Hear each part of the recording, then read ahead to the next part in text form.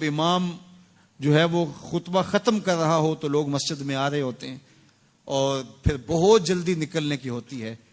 امام کے منبر پر بیٹھنے سے قبل مسجد میں آنے کا رجحان پیدا کرنا چاہیے. فرمایا گیا کہ جو شخص جمعۃ المبارک میں سب سے پہلے آتا ہے اس کو ایک اونٹ ذبح کرنے کا ثواب نصیب ہوتا ہے. جو اس کے بعد آتا ہے اس کو ایک گائے ذبح کرنے کا، پھر ایک بکری، اور جب امام منبر پہ بیٹھ جاتا ہے پھر رفع الکلام کلمے اٹھا لی جاتی ہیں. پھر اس کے بعد عام جو ثواب ہے وہی مرتب ہوتا ہے. وہ جو خاص ثواب ہے اولیت کا وہ پھر اٹھا لیا جاتا ہے. اس لیے کوشش کریں. میں سمجھتا ہوں اس میں ہمارے خطباء کا بھی بہت قصور ہے کہ بعض کا ممبر سے کوئی مربوط گفتگو نہیں ملے گی، کوئی منظم کلام نصیب نہیں ہوگا اور کوئی با مقصد بات لوگوں تک نہیں پہنچائی جائے گی تو لوگوں کی دلچسپی نہیں ہوگی، لوگ پھر دیر سے آئیں گے. ایک تو یہ بات بھی ہے، لیکن دوسری بات یہ ہے کہ ہمارے ہاں عمومی طور پہ اجتماعی رویہ یہ ہے کہ مسجد میں دیر سے جانے کا فیشن. تو اس فیشن پہ نہ چلے، بلکہ امام اور خطیب کے منبر پر بیٹھنے سے قبل جتنا وقت گزرے گا آ کے بیٹھ کے تلاوت کرتے رہیں، ذکر و فکر میں مشغول رہیں. جتنی دیر آپ کو انتظار کرنا پڑے یہ آپ کے لیے خیر و برکت کا ذریعہ ہے. اور پھر آئیں اور پوری گفتگو سنیں اور اس گفتگو کا یقیناً نتیجہ آپ کی زندگی میں مرتب ہوگا. اور اگر آپ سمجھتے ہیں کہ میں بہت زیادہ مصروف ہوں اور کوئی آپ کو کام ہے تو شریعت نے آپ کو اجازت دی ہے کہ آپ لیٹ بھی آ سکتے ہیں.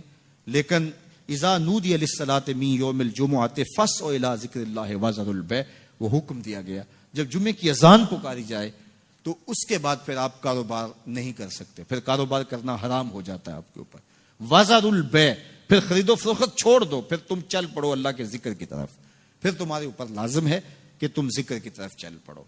تو اس لیے اس سہولت سے ہمیں فائدہ حاصل کرنا چاہیے کہ اگر ہم خطبہ پہلا چھوڑتے ہیں اور دوسری اذان یہ اذان ہے جس کے بعد کاروبار کرنا حرام ہے، اذان ثانی ہے، یہ سہولت کے لیے یہ پہلا وقت اجمیوں کے لیے ہے تاکہ جو ہے وہ اردو میں یا اپنی زبان میں اجمی زبان میں بھی کچھ کلام سن سکیں.